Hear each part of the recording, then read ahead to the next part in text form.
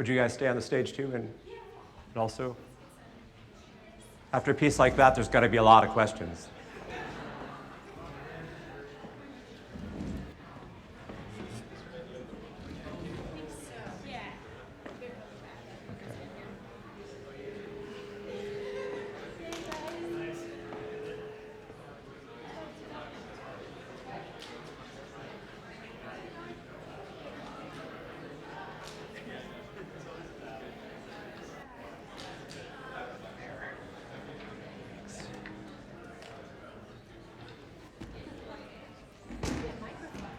Yeah, there's one, the mic down there.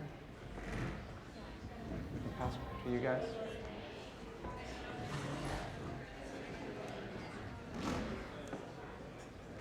That's great. Thank you. You have a question? So right here.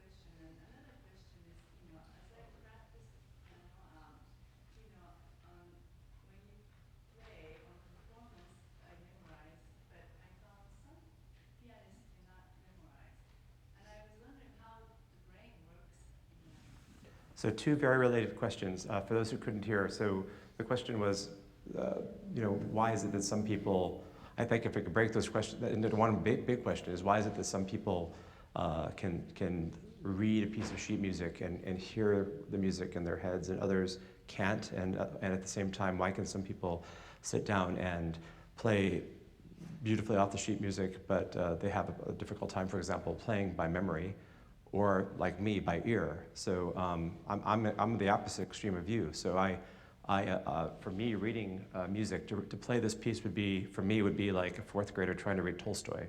But if I hear it, I can play it.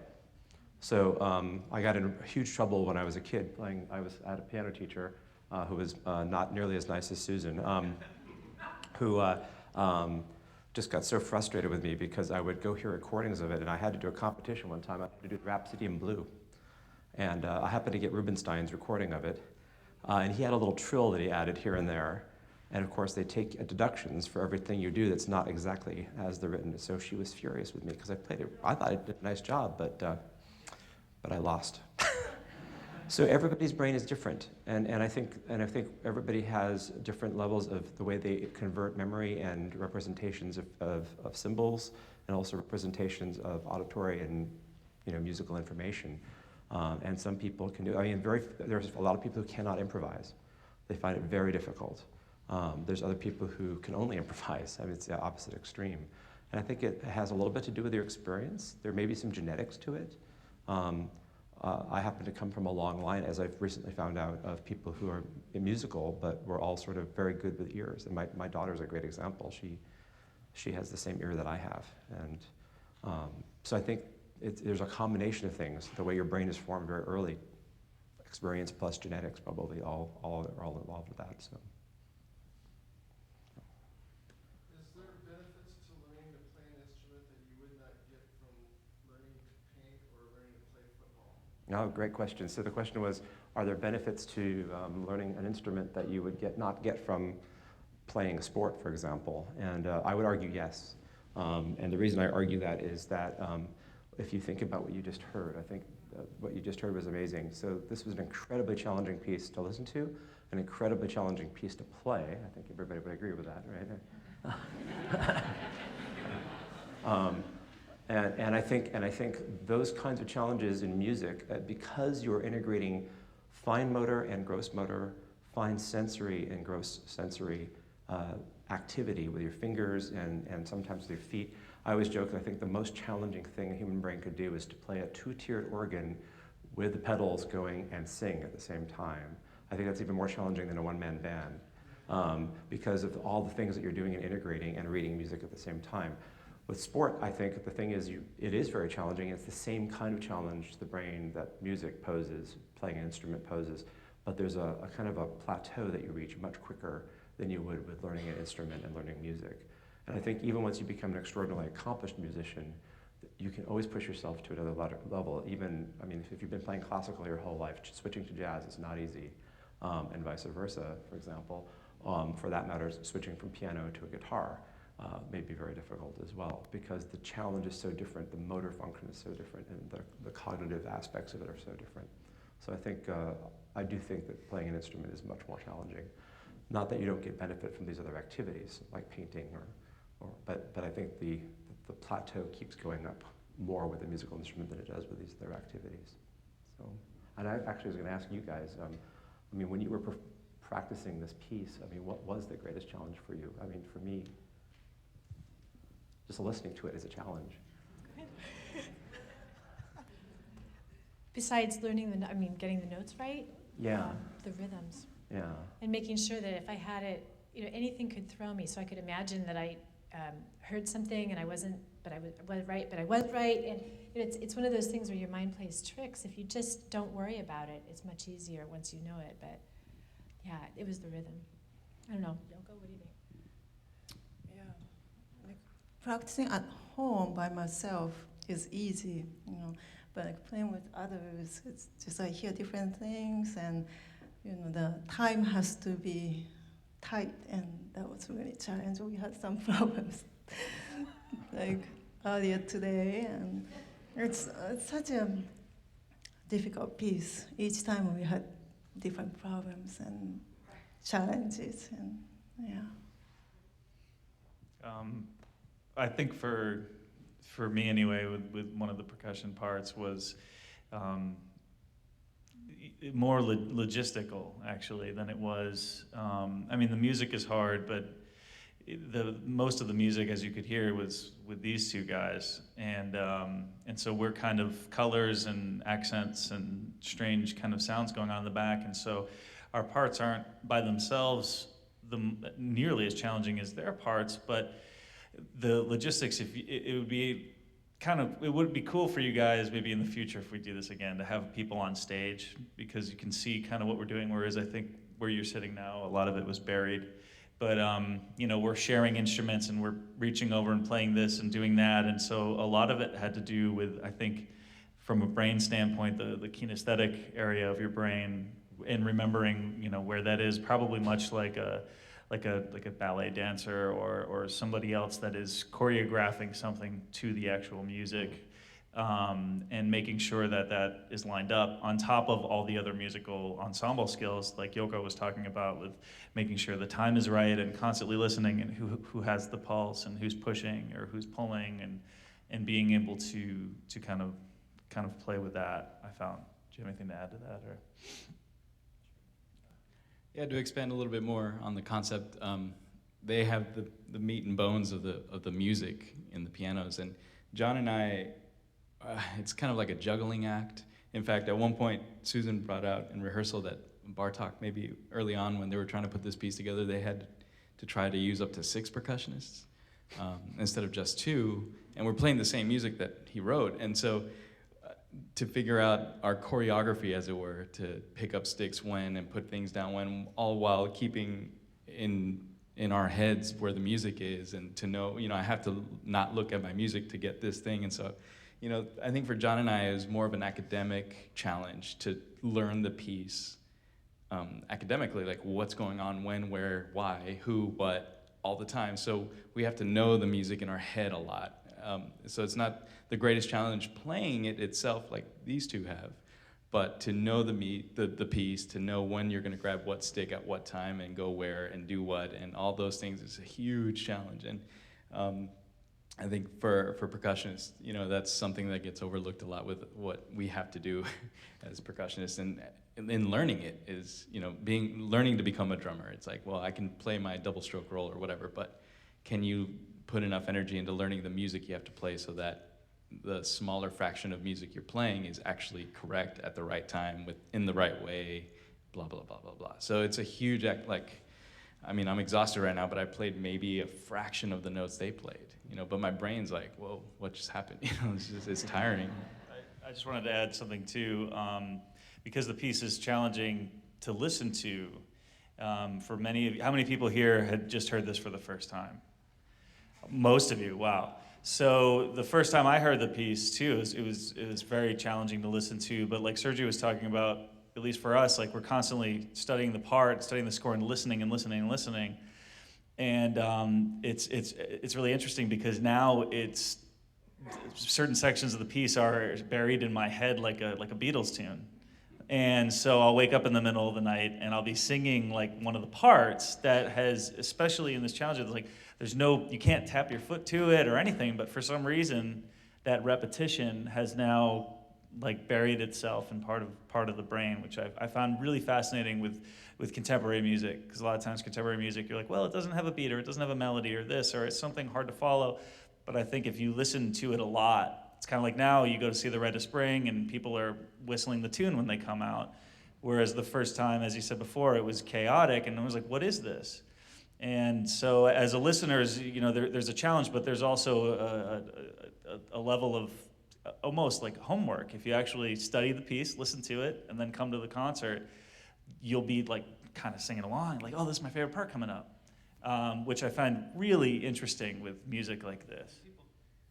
People do that activity in other genres of entertainment, whether it's sports or movies. Like I know when I get excited about a movie coming out, I go read about the actors, who's playing it, what's going on, what's the plot, you know, are there any spoilers that I don't want to know about, blah, blah. I prepare myself to enjoy that thing. Or a sports activity, I know who the players are, where they're coming from, where they've been, I've watched. And so people sometimes come to concerts, they barely know the name of the piece, and then they'll come out, I didn't really like that. Well, of course not. You didn't put any energy to find out anything about it. What's the history, what's perspective? In fact, I had an experience that kind of lit up my light bulb once in realizing that process is the Rothko, the famous Rothko paintings that we all know that are very simplistic and just like 3 colors, one on top, one in the middle, one underneath, and they're like world famous. I'm like, wow, that's really nice. But they had a great exhibit at the Art Museum here downtown not too long ago, and they had all of his works, or a representation of his whole life as an artist, and his earliest works were so like academic in nature, of like learning to draw a human body, or you know, the plate of fruit and so on, and with a lot of detail, and it looked like pictures. It was very clear. And then you go on and you see this progress of an artist, and in his middle ages, his art was crazy. It was just out of control. He was like trying to find himself, it seemed. And by the end of his life, which is the famous, you know, and then I saw those paintings, the famous simplistic ones, minimalistic ones, and it made so much sense. This person found clarity.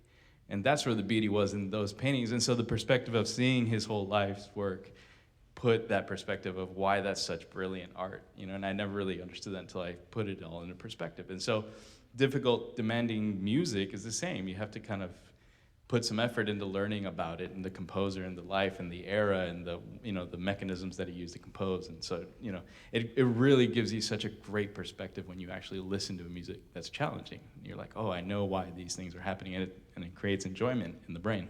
And I think you've just all made the point that I was trying to make for you, which is that as musicians, these are accomplished musicians. These are people who know how to play music. They know how to play their instruments. And yet here they've been posed this challenge, which they worked hard to give us this performance for. I mean, that is amazing, because neurogenesis, synaptogenesis, myelination, that's all driving this performance tonight. So I think that's exactly what I'm saying about music.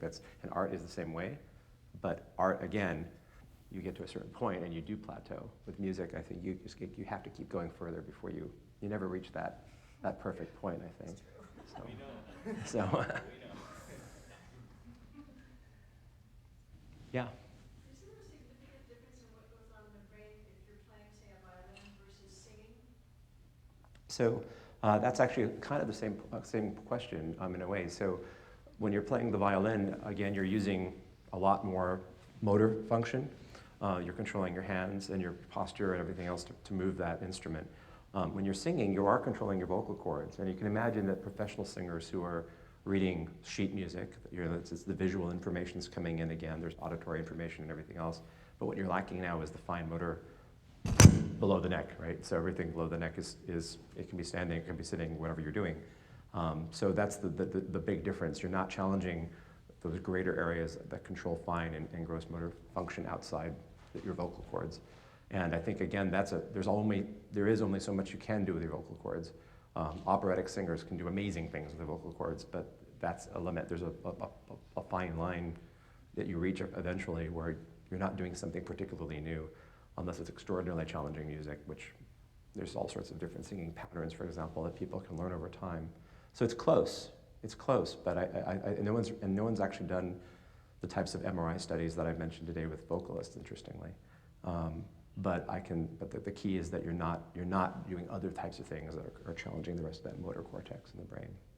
I wonder if that has to do with moving during the MRI, because the singers would have to kind of physically move their head, and usually, well, at least when I've had an MRI, they're like, don't move. You can actually, the people who are playing the keyboards, they actually had to put their heads in a clamp to keep it still when they did that, because when you're playing anything, you're moving a little bit. You can do that with a vocalist too, I suppose. You know, some sopranos might not be so happy about that. I don't know. But, yeah. Do musicians have a lower incidence of Alzheimer's and multiple sclerosis than the general population? No one's done that study, or at least not correctly. And so the other thing that's frustrating for me as someone who studies MS and Alzheimer's is no one has done a very careful study of the real benefits of music therapy or music playing, instrumental music playing, for people who have early stage disease. And that's something I'd love to see done. I mean, it would be great to find out, because you would imagine it's a diminishing returns question. If you're a musician and you've been playing all your life and you're generating this extra myelin and these extra synapses, then you have a lot more to lose than someone who didn't do that. So if you get Alzheimer's when you're 55 or some sort of dementia, and you start losing synapses because of organic disease, if you only have 100,000 synapses to lose, you're in much worse shape than someone who has 100 million, right? So yeah, the prediction would be that if you've been doing this your whole life, you will have a better outcome. There's a pianist who was Russian. Her first name's Olga, and I'm spacing out her last name. That's my Alzheimer's thing, I'm afraid. But she escaped the Soviet Union with her husband, and they moved to Belgium. And right after he divorced her and left her with the kids, she was trying to play concerts and started having multiple sclerosis attacks. And she was told she'll never be a pianist again, and she should give it up and everything else. But instead of doing that, she pushed herself harder. And this was 30 years ago, and she's now still giving concerts all over the world. And she practices anywhere from 6 to 8 hours a day. And she says it helps. She says it really is helping her overcome all the other motor deficits that she's having just by constantly pushing herself. I can tell you another anecdotal story. I was recently in Palm Springs for a meeting of our Parkinson's patients, and they had a band. Parkinson's patients with a band. They called themselves the Treble Clefs, the Trembling Clefs. They were amazing, and they were all also in the same situation where they were told, you're going to have to give up your instrument because someone with tremors and everything else, there's no way you're going to ever play. But what they've done is they've pushed themselves to really overcome that and adjust the way they play so that the tremors are not a problem and they can still play their instruments. So I think it's all anecdotal, but I think there's any kind of activity you can do to kind of push your body and provide yourself with that kind of benefit is going to mean that later on, when you are faced with something, you're going to have a better outcome. Do we know anything more about focal dystonia than we used to, which is a disease that will knock out some of your fine motor skills in perhaps one hand? This is the Leon Fleischer disease. And then if you try and switch, I know somebody who tried to learn, who was a professional viola player, knocked out his left hand, so he tried to learn it reverse, and then went into his right hand. Do we know anything about what causes that? So there's different forms of it, and some have a genetic underlying mechanism. They have a predisposition as a result of a genetic mutation. There may be other forms that are actually auto-inflammatory, it turns out, with autoimmune diseases. But in terms of therapeutics, no, unfortunately, we're not very far along with that one. So, it's another nasty one. All these neurological diseases are very difficult. So. Could you say a word about serotonin? You talked about the other parts of the brain, but the pleasure that you get from making music or listening, and where that happens in this process here of rhythm and tone and what have you. So actually, serotonin comes in a little later. The first thing that you get from the pleasure aspect is actually dopamine driven. Dopamine is a big reward signal in our brains. So people who really have this desire to play or desire to listen, when you hear music that you really like, your dopamine neurons are just dumping dopamine and you're bathing them, and it's the same response you get from eating chocolate and having an orgasm. And people who get addicted to it, actually addiction is an underlying dysfunction of dopamine signaling. So it's the same sort of addictive disease that people have. So if you have a passion for music, it's like being in love, right? It's like a very abnormal situation. Serotonin then comes in when you actually have this real sense of gratification. So in fact, you guys were, if you were right when you were finished and realized you'd just done a really great job and everybody was applauding, you were being bathed with serotonin, a sense of well-being and just happiness, sort of euphoria. So those things are all normal reward pleasure systems that are certainly playing a role in what music you like and the types of things you hear, which is formed a lot of the times in the teenage brain, interestingly. And most of our musical preferences are really solidified at that time in our brains, partly because of that signaling driving all these processes developmentally. And it's, of course, there's social reasons that drive that too. If your girlfriend really likes music, you'll try to like that music too, or vice versa. So the serotonin and dopaminergic systems are certainly involved in pleasure, both in terms of listening to music, but also in terms of accomplishing something when you're performing. You had a question? Do you have any favorite articles or books that you would use to advocate to keep music in our public school system? The question was, do I have any favorite books or articles to help advocate keeping music in our public school systems? And that is something that I'm very much an advocate of. In fact, we have some people here from the Portland Chamber Orchestra who I've been working with. We've been going around to schools with PCO musicians and giving versions of this talk and trying to convince people. And we did get one school board to change their minds on cutting funding for music, which was awesome. But we're working on more. And unfortunately, the problem is there's no probably single article that really encompasses all that. There's a great book that was written by a fellow named Dan Levitan called This Is Your Brain on Music, which summarizes a lot of what I've just talked about. And he is somebody who actually does this research. And I'd say most of his research is pretty solid stuff. I really appreciate his work. We also have a website that we've set up with the Portland Chamber Orchestra. So if anybody wants to read more about what I talked about tonight, unfortunately there's nothing about Bartok in there, but it's at the Portland Chamber Orchestra's website. They have a thing called Every Brain Needs Music, and it's a kind of an interactive thing we've set up for students and teachers.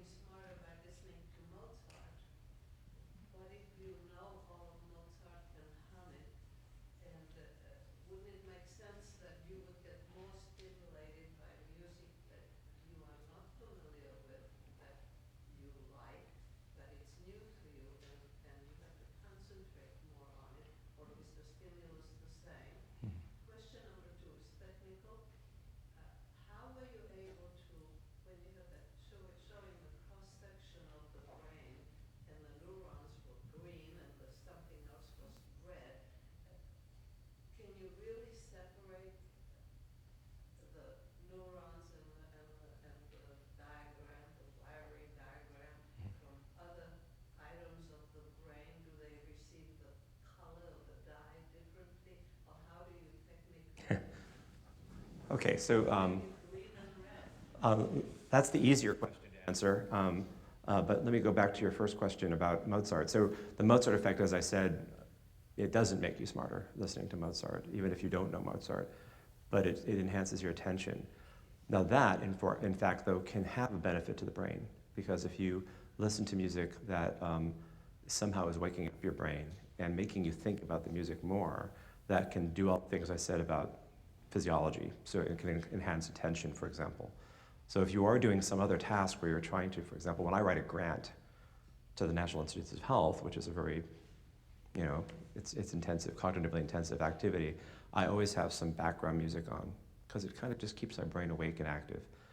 If I put on Les Mis, where I want to sing along and start crying, that's going to be distracting me. So there's a fine line between what you're listening to being distracting and actually helping.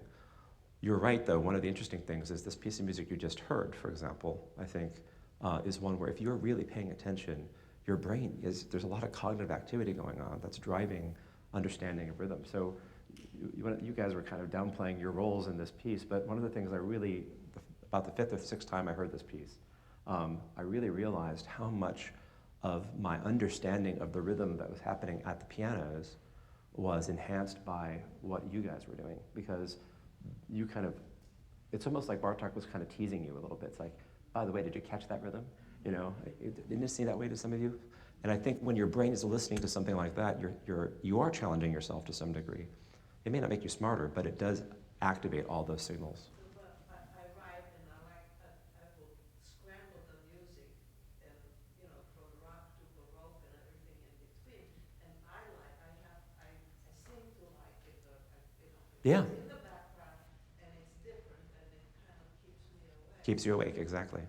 Your second question, that picture I showed of the neurons and the glial cells was a section of a brain, and we stain it with proteins that only recognize proteins on neurons or proteins on glial cells. So it's a different recognition of that stain. Right. So there's two different stains that were co-labeled at the same time, and then we image one with a special microscope. It's a laser-based microscope, and we acquire the image. Physically, the physical composition is different. Yes, yeah, that's the one.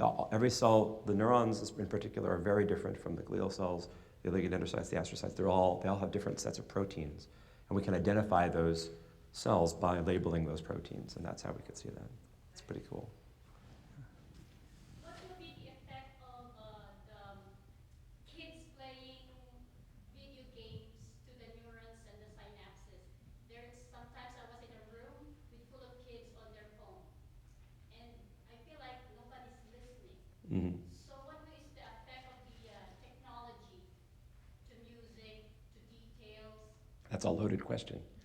Is it dying? So regarding phones and texting and everything, I have 3 teenagers, and I've watched them do this, where they're in the same room as the person they're texting to.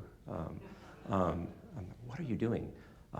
The worst example, my wife and I went out for dinner downtown. It happened to be Lincoln High School's prom night. And I saw a group of 12 kids walk in with their dates. So 6 boys, 6 girls with their dates. They're all dressed.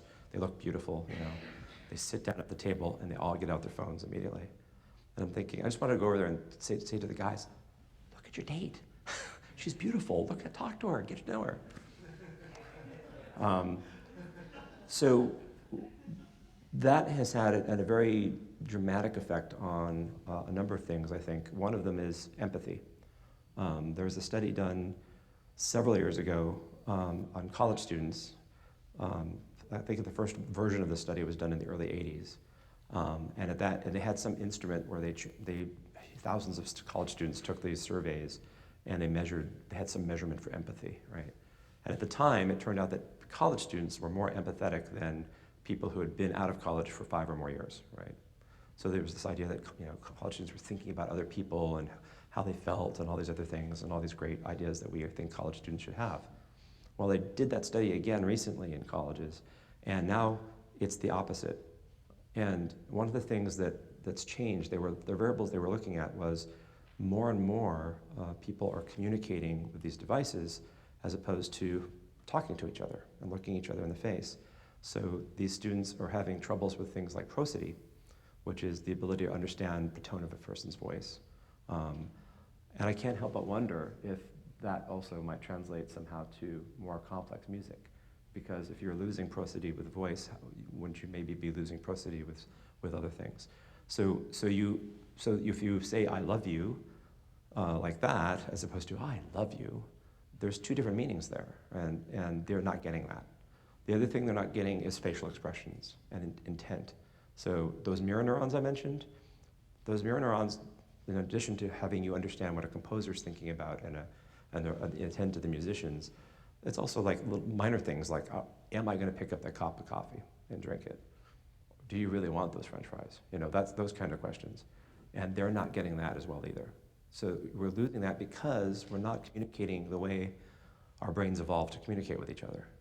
Those mirror neurons aren't being activated and learning about intent and about facial expression and prosody. So I think there is a consequence to that. Video games, hard to say. Some people say actually interestingly, there was a great study on pianists. Pianists learn video games much faster than non-pianists. They get much faster responses. So I wonder if it goes the other way too, I'm not sure. No. You guys should try. So, any questions? Yeah. You mentioned blood pressure, Mhm. and I would like to know more about the relation with music and the brain. With regards to blood pressure activation. So there were some studies that claimed that rhythm in particular altered blood pressure, and unfortunately, none of those really seem to hold up. But it's really an unknown. I don't think it's been really analyzed quite thoroughly. I think when you see changes in blood pressure, it's more having to do with the mood that's set by the music.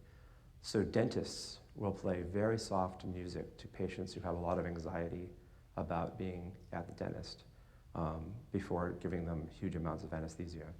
And it actually helps.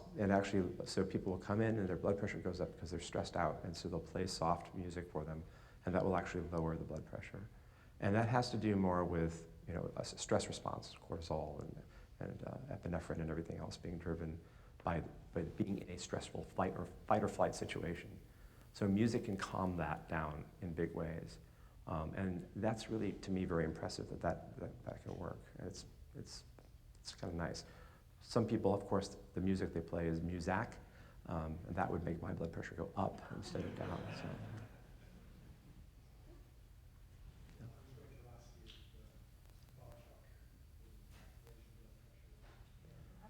There are some times when mine went up. I don't know. Actually, you mentioned that you were exhausted after playing this. Did you all feel? You all looked like you really were, on the one hand, triumphant, on the other hand, like you couldn't believe you got through it. So, did you feel that through practice as well? Mm-hmm. Yeah, I mean, to rehearse this piece, it requires segmenting small chunks of it to work on specific transitions or technically demanding things, and you kind of spot check the piece throughout, and then you have to take a break, and then you come back and you maybe run through the whole thing, and then you take a break, or you do one movement at a time. But to do like a 2-hour session or something, it's just, you can't do it straight and be effective anyway. There's so much, seeing all this stuff I was saying that to the good doctor on the way up, like, thanks, that makes a lot of sense to me, seeing all those images of things firing, because, gosh, it could be, I could be in the orchestra playing a simple triangle piece or whatever, where I'm just adding these little triangle notes, but if it requires an insane amount of counting and knowledge of what's going on and picking the right triangle beater and using the right instrument and all these things, there's just so much more under the surface than just hit the triangle. It's just like layers and layers and layers and layers, which are tangible to me. Like I feel exhausted. This week's a good example. We're playing Mahler Fifth Symphony this weekend in the orchestra, and I'm playing cymbals, and pound for pound, what the violinist or brass players or even John has to play on timpani is way less demanding, because I have less notes and less, physical moments of partaking. But the knowledge of everything and blah, blah, blah, blah, blah. By the end of the concert, I'm as exhausted as a violinist who's played literally thousands and thousands of notes, and I've played like 10, and it's, I'm still like, oh my God, I need a beer, afterward. It's still, you still do get, and so it makes a lot of sense, because it just feels like a lot's going on. Between the counting and the digestion of harmonies and rhythms that are pertinent to my part that I then have to jump on and off this moving train. You know, it's tough. You're like running along this train, then jump on, play your part, jump off, okay, keep going, jump on, jump off, and there's just a lot of activity going on. Sometimes I find it almost easier when there's a ton of notes and I don't have to jump on and off, where I'm just going and I don't stop going, you know, but that's exhausting in other ways. So, you know, yeah, it can be very, very exhausting just up here. Especially with the pianists, do you guys find that this kind of music is more exhausting than, say, Beethoven piano concerto? Yes, yeah. And This is one of the hardest music. Like, I don't know, so much we have to think and so much concentration, yeah. And is it? Do you think that part of it is because you have two pianos? Does that make a difference? It's just the writing is so dense. Yeah, that's Yeah. No, I agree with Yoko. The writing's really dense, and it's really easy. I mean, for me, I feel like it's easy for me to miss one thing, and then I feel like I've lost that train of thought almost, because it's dense writing. We're having to stay together. I'm listening to Yoko. Sometimes I think that I'm hearing my own part when Yoko's playing. That's the other thing that I found. I'd be okay on my own, and then putting it together, it would feel much more difficult. So Yeah, this comes back to another question about the audience and music, because if they're stressed out, your mirror neurons are picking up on that, right? So you're feeling not only the tension of the music, but the tension of the musicians. And I think that really affects the way an audience perceives a performance. Because your body language is going to be different with something where you're relaxed, right? And there were movements, the second movement, for example, where you could kind of see both of you kind of relax a little bit. You guys weren't, though. You guys were like, you know. But the two pianists were kind of a little more relaxed, to kind of calm down a little bit, and I think the cues were probably easier to follow there. But, yeah. Sure. But the brain can choose which part of the music to listen when it's so heavy. And I think for me, I was focused sometimes in the piano here and there to be able to go through it. It's kind of, you close some channels too, you focus in what is more, I don't know. And I think that depends on the experience, right? So the more you listen to this piece, the more integrated the music becomes. And I think your brain, like I said before about rhythm especially, your brain is trying to insert something to make sense out of a rhythm. And the problem with this piece is he'll have a little rhythm going, and your brain's like, oh, here's some rhythm. I'm gonna grab onto that and go with it. And it's like, oh, that changed, right? And it's trying to find the next rhythm. And probably that's true of melodies too. There's melodies, the small themes that come up, and then they disappear again, so. Yeah, about two more questions. Yeah. So I was just going to say, sort of following up on how we are responding to the music, I really spent a lot of time watching your face because I could see you get to a part where it meant something to you, but there was some melody there and you would hook onto it, and I could watch your face and I felt something like I have an anchor. Yeah. To sort of help my way to it. It's too bad I couldn't see the pianist's face. But that once or twice,